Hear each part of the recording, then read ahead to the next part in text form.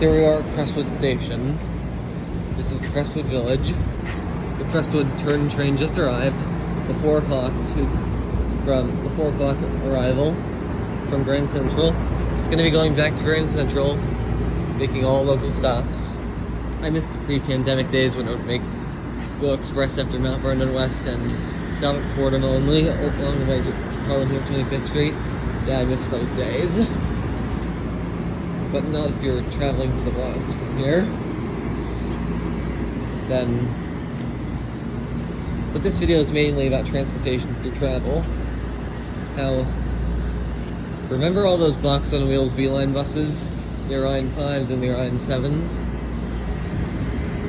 You'll once again see them traveling around like these roads right here. Columbus Avenue, Fisher Avenue.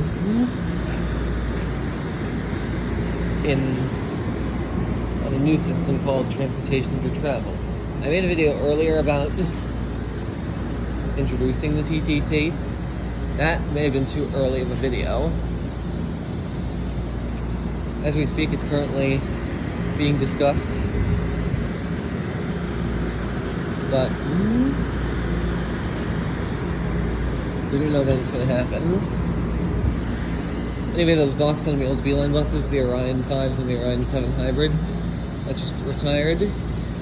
We still have 9 Orion 5s left, but the Orion 7s are all retired. I don't know why, because they're hybrids. So why not keep them? I guess they are getting old. They were built in 2006. And the Orion 7s on the MTA bus, the same age, are getting retired. Those are others that will be used on the TTT along with the Beeline buses. Along with the 8 Nova LFSR ticks that just got retired. And then there's the SEPTA new flyers. Those will be seen on the system.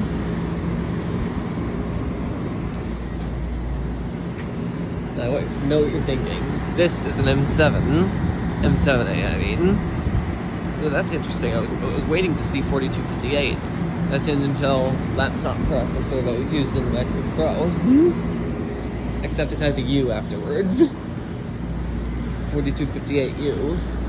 And that must be 4259 on the other end. Anyway, the M7s, yeah, they're not going to be seen on the TTT until like 15-20 years from now when they retire. But we do have the M3s coming in 2027, and the LIR M3s coming in 2024. We have the P72 and P75 cars from rail merchants. There are a lot of locomotives coming from various passenger and freight railroads, along with Ozark. Ozark also has some rail cars. The gallery rail cars from there will be converted into California car style cars, like the ones that were used in California. And there's going to be LIR M3s, Metro North M4s, Arrow 3s from Newton J Transit. Currently there's like 50 sitting around somewhere. Those 50 will come. The remaining 160 will come later on. Silverliner 4s will come, and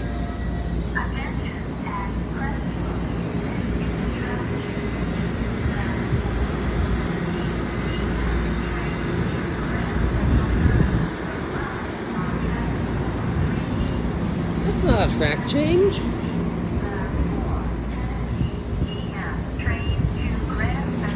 Anyway, the Silverliner 4s from Zeppelin will come too once the TTT, and so will the Comet 3s coming first, and then the Comet 2s later on.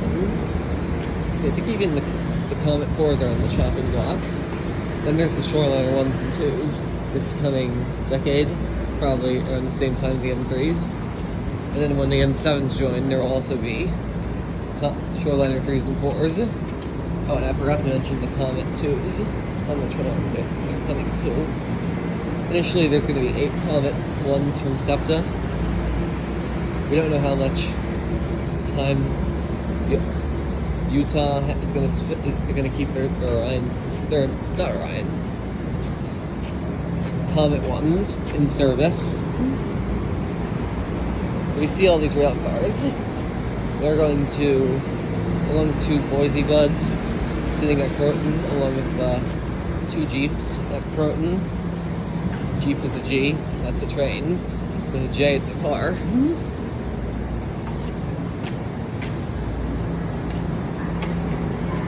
All of these rail cars, this is one of the lines that'll be used. But Hartsdale and White Plains will be getting a third track eventually, thanks to me. I'll be donating Hudson River tunnels that will be built over the course of this winter. Well, because that's the first thing I want to do. Because if Lee Zeldin wins the election, we're not going to see the river tunnels ever be done anytime soon.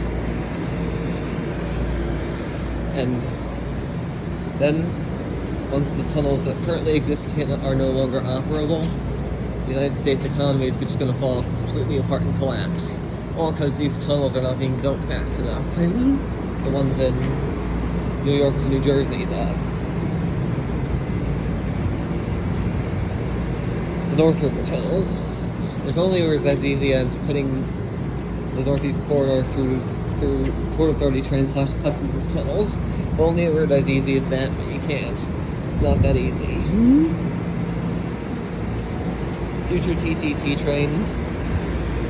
There'll be ones that originate at North White Plains and make all local stops to Mount Vernon West, then alternating stops in the Bronx, with an express stop at Fordham.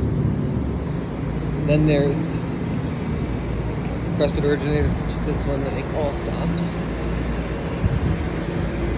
And Southeast trains that one would just run express after White Plains, make those stops. Others would make stops at Scarsdale, Crestwood, Bronxville, Mount Vernon West, and Fordham. Mosaic trains would do the same thing, except they would skip North White Plains, Valhalla, Hawthorne, Bedford Hills, Petona, Purdy's, and Croton Falls. There's a lot of other trains that's too much to explain, but I'm just explaining the Harlem line. Then there's the Beacon line in both directions. There's the Upper Danbury branch, which can have a stop here at Crestwood on the way to Pittsfield or Chatham. Stops like Crestwood and White Plains. And then there's a long-distance railroad that would represent the whole country. Fordham, Mount Vernon West, Crestwood, White Plains, Mount Kisco, and Southeast could be these stops on the Amtrak. Not a competitor of Amtrak, but someone to assist. So obviously these rail cars, this railroad will not be competing because that would cause a lot of trouble and it would tear apart ideals they made with the railroads to get these new systems to play. Instead, they're going to be working together. So actually, you'll see some of these M7s mixed with M3s, mixed with Silverliner 4s or Arrow 3s. You'll see P72s mixed with Shoreliners and Comets. We'll see.